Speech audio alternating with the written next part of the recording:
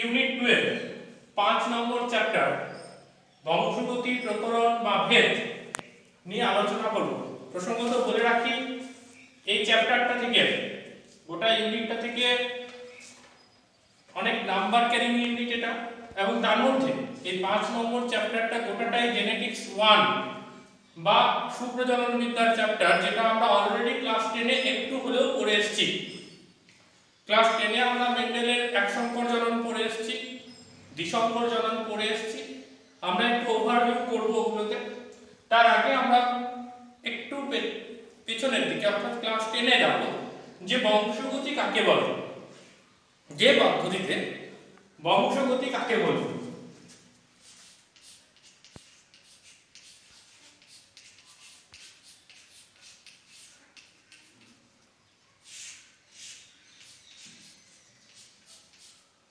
বংশগতি কাকে বলবে?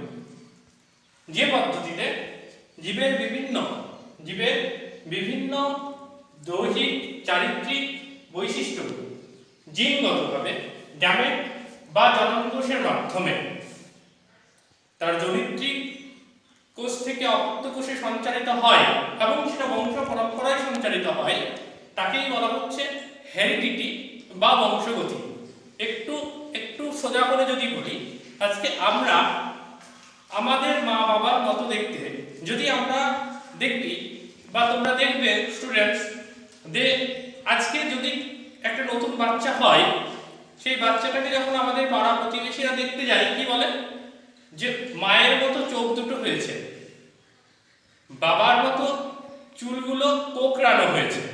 অর্থাৎ বাবার চুলের কার্লি চুল সেটা কিন্তু তার পরের প্রজন্মে আমাদের সঞ্চারিত হয়েছে।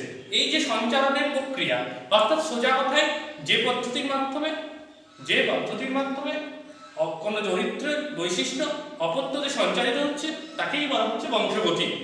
বংশগতি হচ্ছে যে পদ্ধতিতে জীবের বিভিন্ন দৈহিক এবং চারিত্রিক বৈশিষ্ট্যগুলো জননকোষের মাধ্যমে, গ্যামেটের মাধ্যমে এক প্রজন্ম থেকে পরবর্তী প্রজন্মে বংশ পরম্পরায় সঞ্চারিত হচ্ছে, তাকেই বংশগতি বলা হয়। এটা আমরা অলরেডি পড়ে এসেছি এবং আমরা জানি যে বংশগতির প্রবক্তা বা বংশগতি দ্য ফাদার অফ জেনেটিক্স কাকে বলা হয়? Gregor Johann Mendel. Father of genetics Gregor Johann Mendel. Mendel ছিলেন একজন অস্ট্রিয়ার ধর্মযাজক এবং তিনি কি করেছিলেন? এই বংশগতি সম্পর্কে একটি নতুন দিক খুলে দিয়েছিলেন, যার নাম হচ্ছে সুপ্রজনন বিদ্যা বা জেনেটিক্স। সুপ্রজনন বিদ্যা হচ্ছে জীবন বিজ্ঞানের এই শাখায় সুপ্রজনন বিদ্যা বা জেনেটিক্স হচ্ছে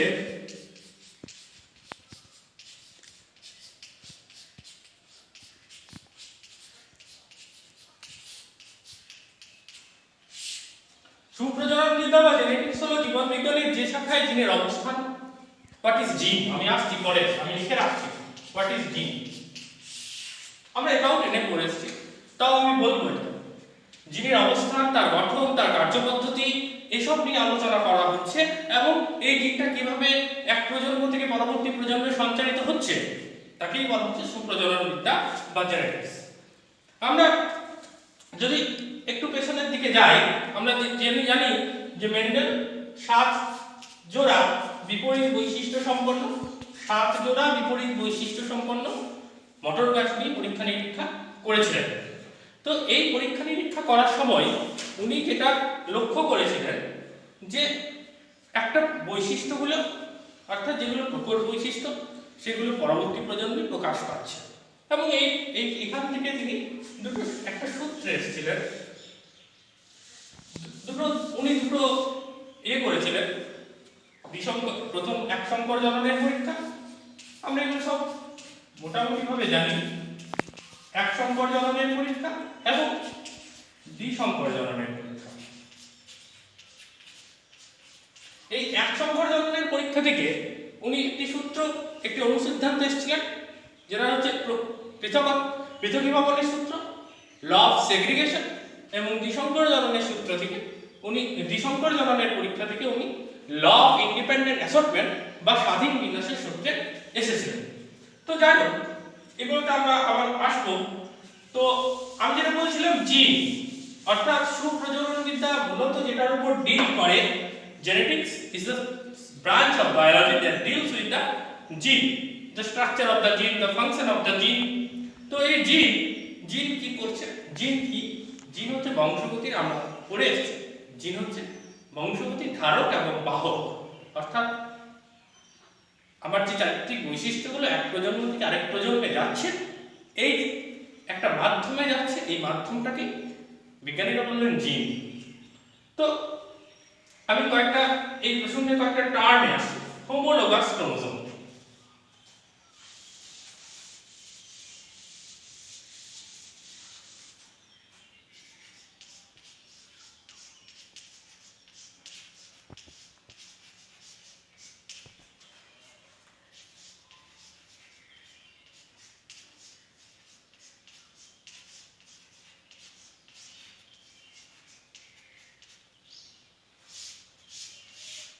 সমসমস্ত ক্রোমোসোম। সমসমস্ত ক্রোমোসোম কাকে বলবো? সমসমস্ত ক্রোমোসোমের ইংলিশটা যদি আমরা দেখি,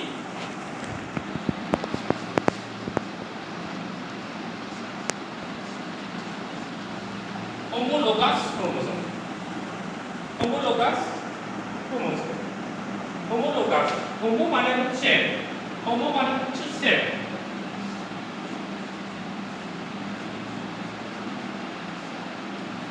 এবং লোকাস কথাটা এসেছে লোকাস থেকে, অর্থাৎ যাদের অবস্থানটা মোটামুটি একই। আমি আসছি আর একটু ক্লিয়ার করছি, লোকাস থেকে এসেছে।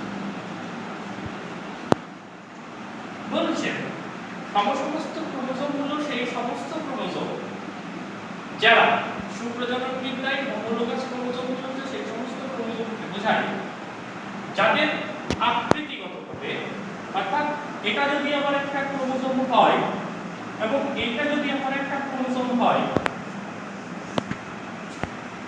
এই দুটো ক্রোমোসোমের আকৃতিটা একই হবে, সেন্ট্রোমিয়ারের অবস্থানের উপর ভিত্তি করে তাদের দৈর্ঘ্যটা একই হবে, এবং এদের যে জিনের যে অবস্থান, অর্থাৎ জিন যেখানে অবস্থান করছে সেটাকে বলা হচ্ছে লোকাস বা লোকাই। জিনের অবস্থানটাকে বলা হচ্ছে লোকাস বা লোকাই, অর্থাৎ জিনের অবস্থানটাও একই জায়গাতে হবে, তাকেই বলা হচ্ছে হোমোলোগাস ক্রোমোসোম বা সমসমস্ত ক্রোমোসোম। তো সমসমস্ত ক্রোমোসোম আমরা বুঝলাম, আমরা এটা ক্লাস 11 এ পড়ে এসেছি। সিস্টার ক্রোমাটিড, নন সিস্টার ক্রোমাটিড, এখানেও একটু লাগবে। they are called sister chromatid and they are called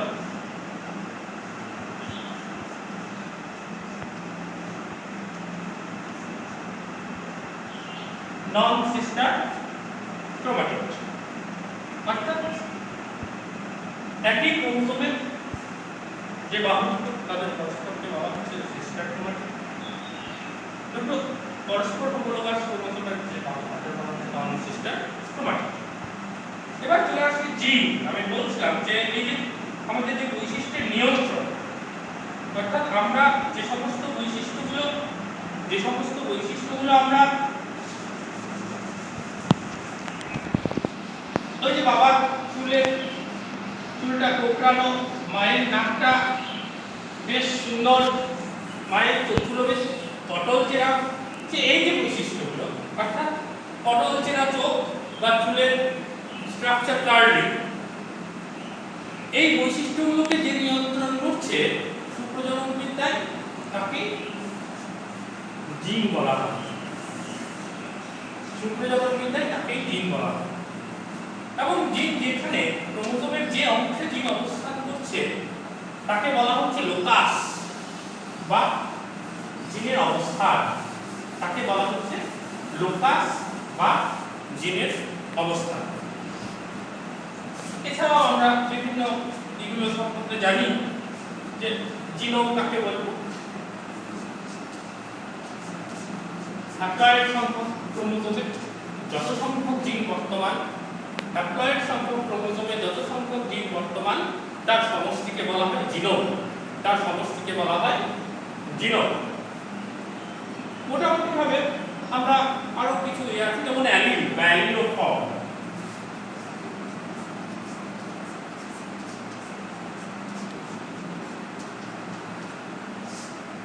allele বা অ্যালিলোফর্ম। অ্যালিল বা অ্যালিলোফর্ম কাকে বলবো? বলছে মটর গাছ, একটা মটর গাছে এটা হচ্ছে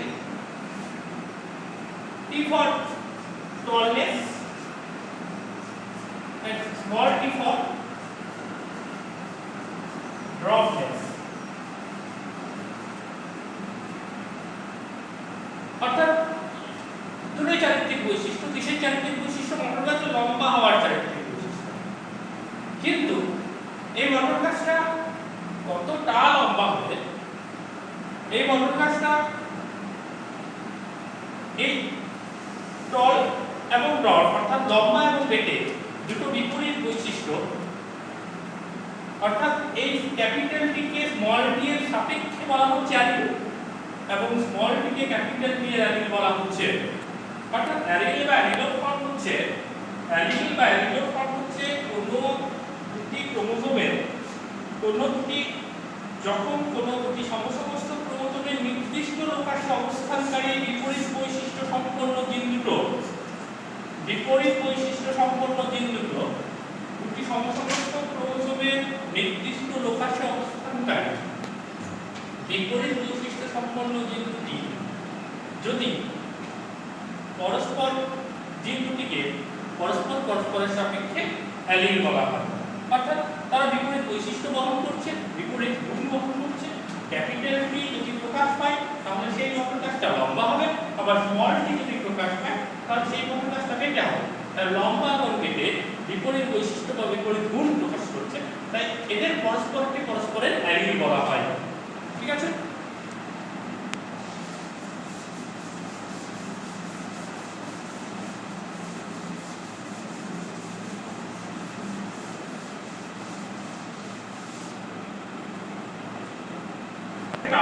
সেটা হচ্ছে জিনোটাইপ এন্ড ফিনোটাইপ। জিনোটাইপ কাকে বলবো? কোন জীবের বৈশিষ্ট্য নির্ধারণকারী জিন সমষ্টিকে, কোন জীবের বৈশিষ্ট্য নির্ধারণকারী জিন সমষ্টিকে বলা হচ্ছে জিনোটাইপ। এন্ড ফিনোটাইপ হচ্ছে যেটা তার বাহ্যিক প্রকাশ হবে, অর্থাৎ যে জিন সমষ্টির বাহ্যিক প্রকাশ ঘটবে তাকে বলবো ফিনোটাইপ বৈশিষ্ট্য। মোটামুটি ভাবে আমরা এই টার্মগুলো একটু জেনে রাখবো। এই টার্মগুলো থেকে শর্ট কোশ্চেন মোটামুটি দেয়। আর একটা যেটা দেয় সেটা হচ্ছে তোমাদেরকে একটা দিয়ে দেবে যে capital A small A, capital B small B, capital C capital C, capital B small B, capital E small A, capital E small E, এদের থেকে অর্থাৎ এই জিনোটাইপ যুক্ত জীবের ক্ষেত্রে আমরা কত রকমের গ্যামেট গঠন করতে পারি।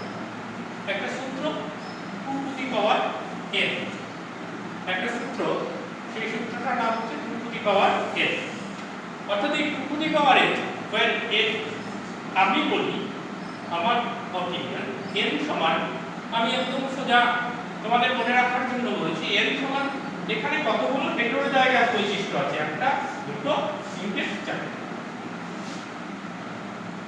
অর্থাৎ আমি যতগুলো আমার হেটেরোজাইগাস বৈশিষ্ট্য পাবো সেটাই হচ্ছে n এর সংখ্যা। আমার এখানে n সমান কত? 4টে আছে। একটা হেটেরোজাইগাস বৈশিষ্ট্য, দুটো, তিনটে, চারটে। তাহলে এখানে n সমান 4। তাহলে আমি কত রকমের গ্যামেট তৈরি করতে পারবো? 2 টু দি পাওয়ার 4 সমান হচ্ছে কত? 16। ঠিক আছে? অর্থাৎ এই 16টি গ্যামেট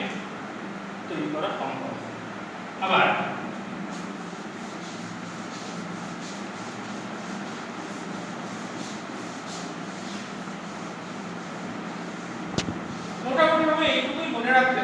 ক্রস ওভার গ্যামেট, নন ক্রস ওভার গ্যামেট এর ক্ষেত্রে সবই একই রকম আমরা সূত্রটি করে দেবো। সূত্রটি পাওয়ারই এই ফর্মুলায় খেলবে।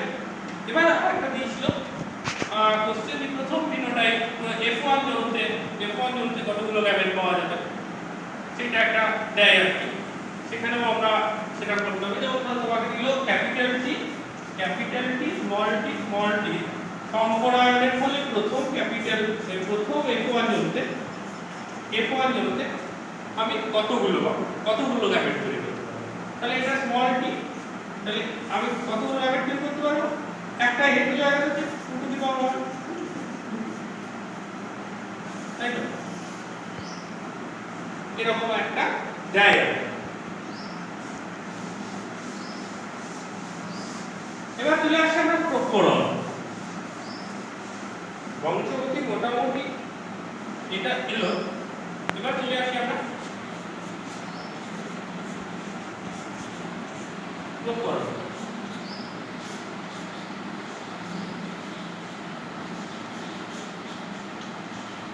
বা ভ্যারিয়েশন। প্রকরণ বা ভ্যারিয়েশন কাকে বলবো? প্রকরণ বা ভ্যারিয়েশন হচ্ছে, একটু সোজা বাংলায় বলি, তোমাদের অনেকের ভাই বোন আছে, কিন্তু একটা চিন্তা করো, হোমোজাইগোটিক টুইন ছাড়া আমরা কিন্তু আমি আমার দিদির থেকে, তোমরা তোমাদের দিদি বা বোনের থেকে, ভাইয়ের থেকে, প্রত্যেকে কিন্তু আলাদা। দেখবে যে অনেক সময় বলে যে তুমি বেশি মোটা, তোমার ভাই পাতলা, তা তোমার ভাইকে খেতে দেয় না। এটা কিন্তু এই যে পার্থক্যটা, অর্থাৎ তুমি মোটা, তোমার ভাই পাতলা, এই যে ব্যাপারগুলো কিন্তু জন্য যেটা দায়ী, অর্থাৎ যে পার্থক্যটা আনছে, এই পার্থক্যটাই হচ্ছে প্রভেদ বা ভেদ বা ভ্যারিয়েশন বা প্রকরণ। ডারউইন বলেছিলেন যে পৃথিবীতে দুটো জীব কখনোই একই রকমের হতে পারে না, এবং এই যে একই রকমের না হওয়ার যে প্রবণতা বা একই রকম যে জন্যই একই রকমের হচ্ছে না, তাকেই বলা হচ্ছে প্রকরণ বা ভেরিয়েশন বা ভেদ। তাহলে প্রকরণ বা ভেদ বা ভেরিয়েশন আমরা বলবো যখন বিভিন্ন কারণে, জিনের বা ক্রোমোজোমের পুনর্বিন্যাসের কারণে, বিভিন্ন কারণ, যেটা জিন বা ক্রোমোজোমের পুনর্বিন্যাসের কারণে যদি আমাদের একই প্রজাতির অন্তর্গত প্রত্যেকটা জীবের তাদের বৈশিষ্ট্যগুলো প্রত্যেকের থেকে আলাদা হয়, তখন তাকে বলবো ভেদ বা প্রকরণ। এবার ভেদ বা প্রকরণ হচ্ছে দু রকম। একটা হচ্ছে দেহজ প্রকরণ, অর্থাৎ আমাদের যেটা প্রভেদের ভিত্তিতে যেটা প্রকরণ। একটা হচ্ছে আমরা এবার প্রকরণে চলে আসবো। প্রকরণ আমি বললাম, প্রকরণের সংজ্ঞা বললাম যে অর্থাৎ জিনের তার ক্রোমোজোমের পুনঃসংযুক্তির কারণে প্রত্যেকটা জীবের যে পার্থক্য বা প্রভেদ, তাকেই বলা হচ্ছে প্রকরণ বা ভ্যারিয়েশন বা ভেদ। তো প্রকরণ দু রকমের। একটা হচ্ছে কোষের মাত্রার উপর ভিত্তি করে, কোষের উপরে ভিত্তি করে, কোষটা কি একটা দেহকোষ, একটা জনন কোষ, অর্থাৎ কোন কোষে কেমন ধরনের রিকম্বিনেশন হয়েছে, জিনের পার্থক্য হয়েছে। তাহলে প্রকরণ দু রকমের। একটা হচ্ছে কোষের উপর ভিত্তি করে,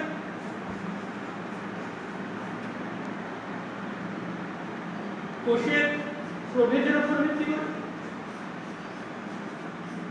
বা কোষের ভেদের উপর ভিত্তি করে। আরেকটা যেটা, সেটা হচ্ছে প্রভেদের মাত্রার উপর ভিত্তি করে, কতটা পার্থক্য হয়েছে। অর্থাৎ দু নম্বর হচ্ছে ভেদের বা প্রভেদের মাত্রার উপর ভিত্তি করে।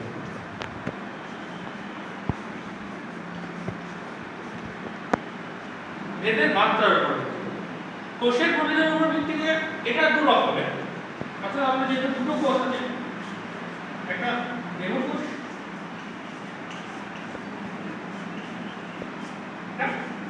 জনন।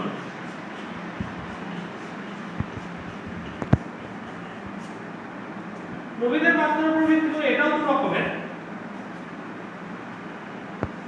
একটা ভেদের মাত্রা যেটা একটা হচ্ছে নিরবচ্ছিন্ন প্রকরণ,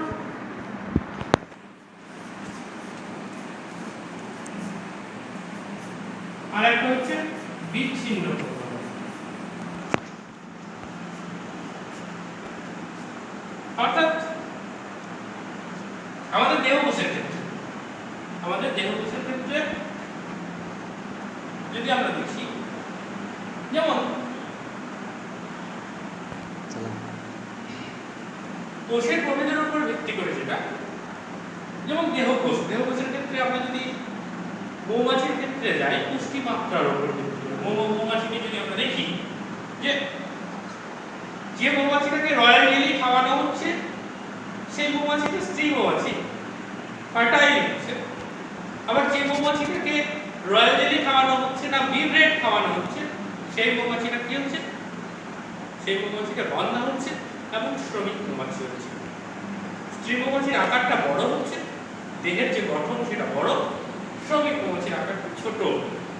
অর্থাৎ দেহকোষ এদের ক্ষেত্রে তাহলে মৌমাছির আকারের পার্থক্য, সবাই একটা কলোনি থেকেই আসছে, মৌমাছির ওই একটা মৌচাক থেকেই একটা সব মৌমাছিগুলো আসছে, কিন্তু তাদের দেহকোষের পার্থক্যের উপর রয়্যাল জেলি এবং বি ব্রেড দুটো পুষ্টি মাধ্যম আলাদা হওয়ার জন্য একজনের দেহের আকৃতি বড় হচ্ছে, একজনের দেহের আকৃতি ছোট হচ্ছে। তাহলে দুটোই মৌমাছি, কিন্তু তাদের দেহের গঠনের পার্থক্য আছে। তাহলে এটাই একটা হবে। আবার যদি আমরা দেখি এখানকার কুকুরগুলোর সঙ্গে, অর্থাৎ আমরা যেখানে আছি সেখানকার কুকুরের সঙ্গে যদি আমরা একটু শীত প্রধান দেশের কুকুরগুলোকে দেখি, তাহলে সেই সব শীত প্রধান দেশের কুকুরের গায়ে একটু বেশ লোম আছে, কিন্তু আমাদের এই দেশের যে কুকুরগুলো সেগুলোতে যদি এখানে লোম থাকে, লোম তাদের তাপমাত্রার যে আদান প্রদানের একটা কষ্ট হবে। তাহলে এই যে ব্যাপারটা, এটা হচ্ছে দেহকোষের, অর্থাৎ কারোর ক্ষেত্রে লোমটা দেহের বেশি আছে, কারোর ক্ষেত্রে লোমটা কম আছে, কিন্তু দুটোই কিন্তু কুকুর। আবার যদি আমরা জনন কোষের ক্ষেত্রে দেখি, জনন কোষের ক্ষেত্রে যে সমস্ত পার্থক্যগুলো হবে, সেই পার্থক্যগুলো যেমন চুলে টাক পড়া, এটা কিন্তু এক প্রজন্ম থেকে আরেক প্রজন্মে পরপর সঞ্চারিত হয়। এটা ধারণা করা হয় চুলে টাক পড়া হচ্ছে জনন কোষের একটা, বা কানের জিন ওয়াই হোল্যান্ডের জিন ওয়াই জিনটার, মানে আমাদের যে XY পুরুষদের, তো এই XY এর জন্য কানের লতিতে বিশেষ চুল লক্ষ্য করা যায়। আবার তারপরের প্রজন্মেও কিন্তু এটাই লক্ষ্য করা যায়। তাহলে এই ওয়াই জিন, হোল্যান্ডের জিন যেটা বলা হচ্ছে, তাহলে এগুলো হচ্ছে জননকোষ গঠিত প্রভেদ। এবার ভেদের মাত্রা, অর্থাৎ কি কতটা পরিমাণে ভেদ হয়েছে, কতটা পরিমাণে পার্থক্য হয়েছে, সেটা হচ্ছে তার উপরে ভিত্তি করে, কতটা প্রকরণ হয়েছে তার উপরে ভিত্তি করে আমরা এটাকে দুভাগে ভাগ করতে পারি। একটা হচ্ছে নিরবচ্ছিন্ন আর হচ্ছে বিচ্ছিন্ন।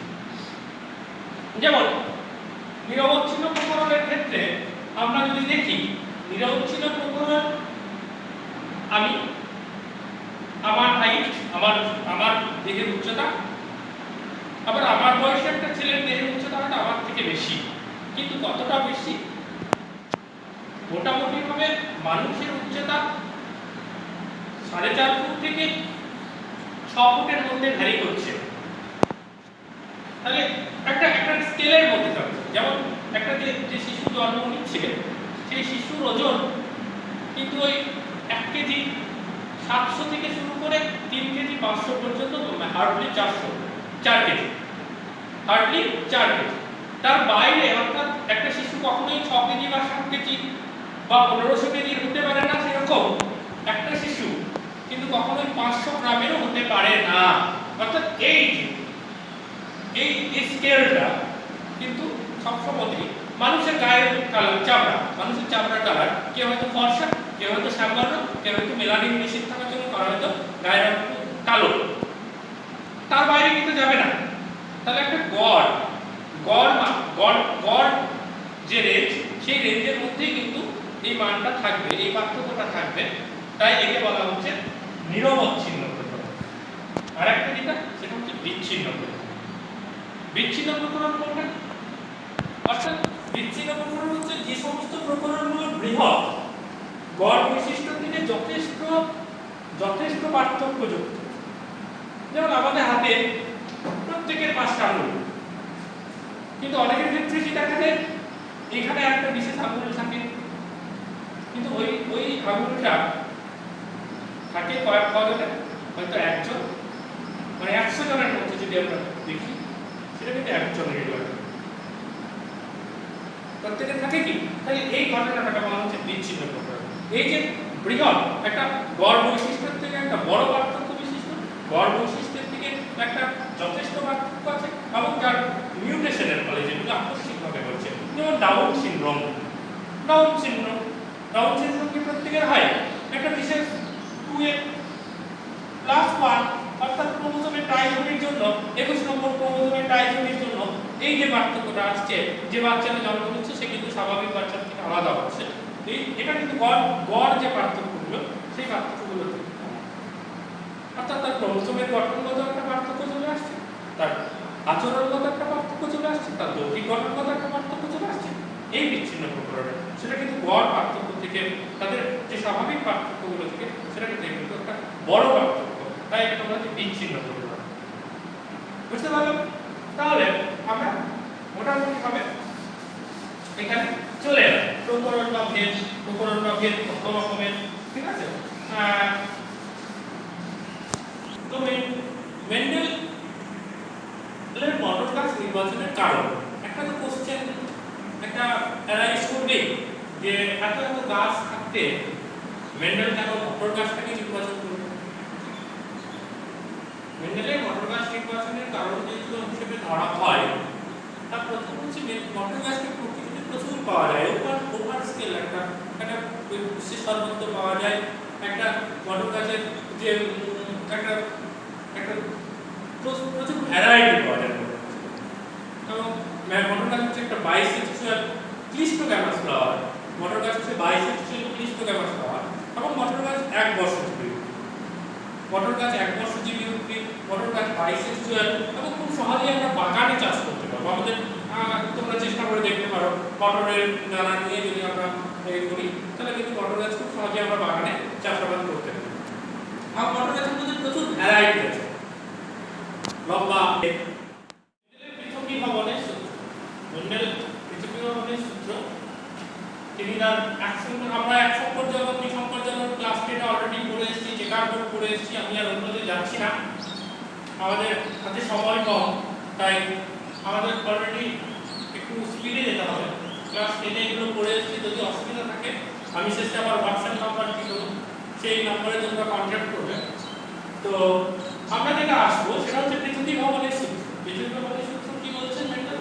মেন্ডেলের পৃথিবী ভবনের সূত্রে মেন্ডেল মূলত সম্পর্জন থেকে পেয়েছেন, এবং এই সম্পর্জনে মেন্ডেল যেটা বলছেন, কোন জীবে যদি একজোড়া বিপরীতধর্মী গুণ বা নিয়ন্ত্রণকারী জিন পায়, যদি একজোড়া এলিল থাকে, তাহলে তারা সেই গুণাবলীগুলো কখনোই মিশে যায় না, বরং তারা গ্যামেট সৃষ্টির সময় তারা পরস্পর থেকে আলাদা হয়ে যায়। অর্থাৎ ক্যাপিটাল টি এবং স্মল টি যদি থাকে, এরা গ্যামেট সৃষ্টির সময় এইভাবে ওরা কখনোই আলাদা হবে না, এরা একই রকম এইভাবে আলাদা হয়ে যাবে, কখনোই এরা মিশে যাবে না।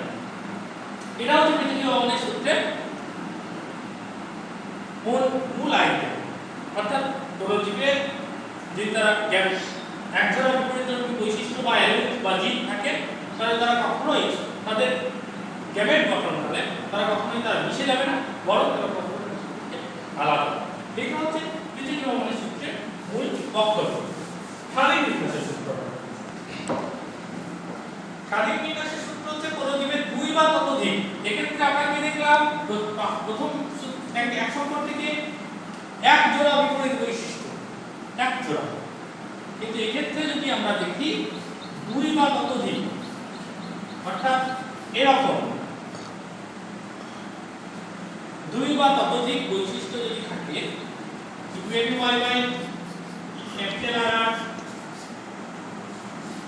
it may be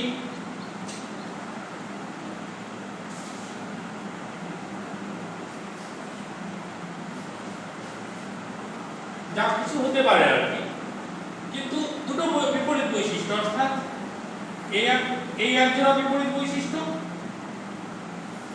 এই এক জোড়া বিপরীত বৈশিষ্ট্য, এই এক জোড়া বিপরীত বৈশিষ্ট্য, দুটো আলাদা আলাদা বিপরীত বৈশিষ্ট্য, দুই বা ততোধিক যদি বিপরীত বৈশিষ্ট্য থাকে, তাহলে অর্থাৎ যদি ওই অ্যালিল থাকে, তাহলে আমরা তো দেখলাম যে গ্যামেট গঠন ফলে তারা আলাদা তো হবেই, এবং শুধু আলাদা হবে তাই নয়, উপরন্তু যে কোনো জোড়ার সাথে, অর্থাৎ ক্যাপিটাল Y স্মল r এর সাথে, স্মল y ক্যাপিটাল R এর সাথে, যে কোনো জোড়ার সাথে সম্ভাব্য সকল প্রকার সমন্বয়ে, ইন অল পসিবিলিটিস, সম্ভাব্য সকল প্রকার সমন্বয়ে এক প্রজন্ম থেকে জনিত্র জগৎ থেকে অপত্য জগতে সঞ্চারিত হবে। এটাকে বলা হচ্ছে স্বাধীন বিন্যাসের, অর্থাৎ সম্ভাব্য ইন অল পসিবিলিটিস, প্রত্যেকটা সমন্বয়ে, প্রত্যেকটা যত রকম ভাবে, ইন অল প্রবাবিলিটি, সমস্ত রকম পসিবিলিটি, সমস্ত রকম প্রবাবিলিটি নিয়ে কিন্তু তারা গ্যামেট গঠন করবে। তারা শুধু পৃথক হবে তাই নয়, উপরন্তু প্রত্যেকটা বৈশিষ্ট্যের সঙ্গে তারা সম্ভাব্য সকল প্রকার সমন্বয়ে গ্যামেট গঠন করবে এবং এক প্রজন্ম থেকে যাবে। এটা কিন্তু স্বাধীন বিন্যাসের সূত্রের মূল বক্তব্য। আমাদের বংশগতি প্রকরণবিদের, যেটা আমরা ক্লাস থেকে পড়ে আসেনি বা কেউ পড়ে এসছো, টেস্ট ক্রস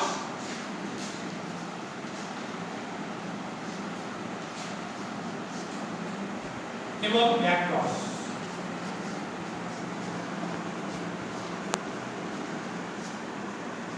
টেস্ট ক্রস এবং ব্যাক ক্রস। ব্যাক ক্রসে আসি, বলছে ব্যাক ক্রস হচ্ছে এরকম, capital P cross capital P small t, এদের মধ্যে যদি ক্রস হয় তাহলে কি তৈরি হবে?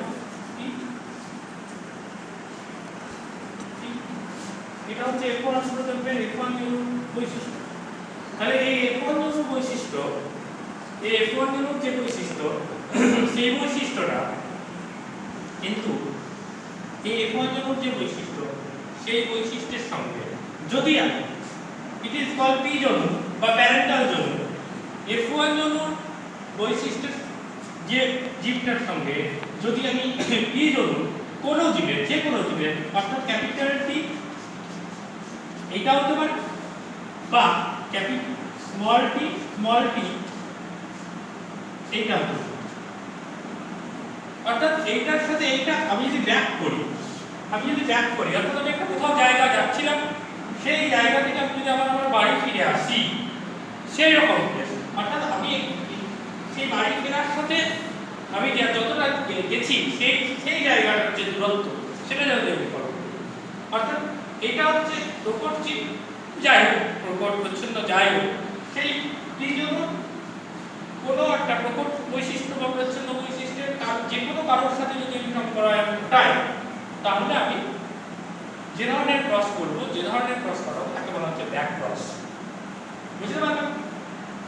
এই ব্যাক ক্রসের ক্ষেত্রে আমার যে অনুপাত হবে সেটা দেখো, অনুপাত যদি আমরা দেখি তাহলে অনুপাতটা মুখস্থ করার থেকে একটু চেকার বোর্ডে দেখে নেওয়া ভালো, কেউ মুখস্থ করতে যাবে না। আমরা যদি চেকার বোর্ডে দেখে নিই তাহলে কি পেলাম, ক্যাপিটাল T এর সাথে যদি আমি F1 এবং প্রাপ্ত জীবের যদি ঘটাই, তাহলে এখান থেকে আমি কি পাবো, একটাই বৈশিষ্ট্য, একটাই গ্যামেট পাবো, এখান থেকে আমি দুটো পাবো, ক্যাপিটাল T স্মল t, একবার এর সাথে এ হবে, একবার এর সাথে এ হবে, অর্থাৎ ক্যাপিটাল T স্মল t, অর্থাৎ আমার যে অনুপাতটা হবে 1:1। তাহলে ব্যাক ক্রসে যে অনুপাতটা হয় সেটা হচ্ছে 1:1। এবার চলে আসি টেস্ট ক্রস।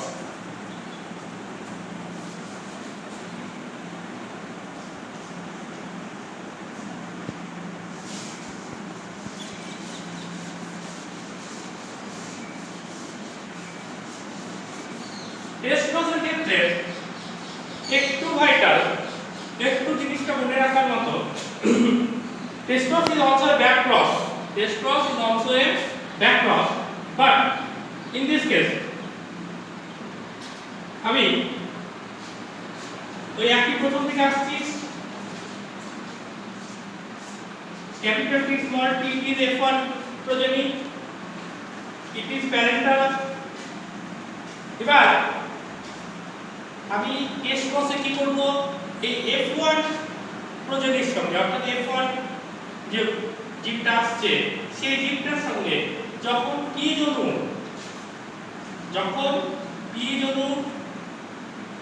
প্রচ্ছন্ন জীবের আমি ক্রস করব, তখন তাকে বলবো test cross. It is called test cross. অর্থাৎ এইটার সাথে এইটার নয়, শুধুমাত্র এইটার সাথে এইটার ক্রসকে বলা হবে টেস্ট ক্রস। তাহলে আমি একটা কথা এখান থেকে বলতে পারি, একটা অনুসিদ্ধান্তে আমি আসতে পারি, all back cross sorry all test cross are back cross, all test cross এটাও back cross, but all back cross are not test cross। এটা কিন্তু test cross নয়, it is only back cross, but it is also back cross and test cross। understand? তাই এক্ষেত্রে অনুপাতটা 1:1 হবে। আজকে Mendelian ইনহেরিটেন্সটা মোটামুটি পরের ভিডিওতে আমরা যেটা যাব মেন্ডেলিয়ান ডেভিয়েশন, অর্থাৎ মেন্ডেলবাদের বিচ্যুতি। মেন্ডেল যে কাজটা করেছিলেন সেই কাজটা নিয়ে আমরা আলোচনা করলাম। আমরা পরের ভিডিওতে দেখব যে কিভাবে মেন্ডেলিয়ান ডেভিয়েশন হচ্ছে। মেন্ডেলিয়ান ডেভিয়েশন তার আগে স্টুডেন্ট তোমাদের জন্য যদি কোনো যেটুকু পড়ালাম সেখান থেকে যদি কোনো অসুবিধা থাকে তোমাদের জন্য এই হোয়াটসঅ্যাপ নম্বরে তোমরা সবসময় যোগাযোগ করতে পারো, কিন্তু বাড়ির বাইরে বেরোবে না।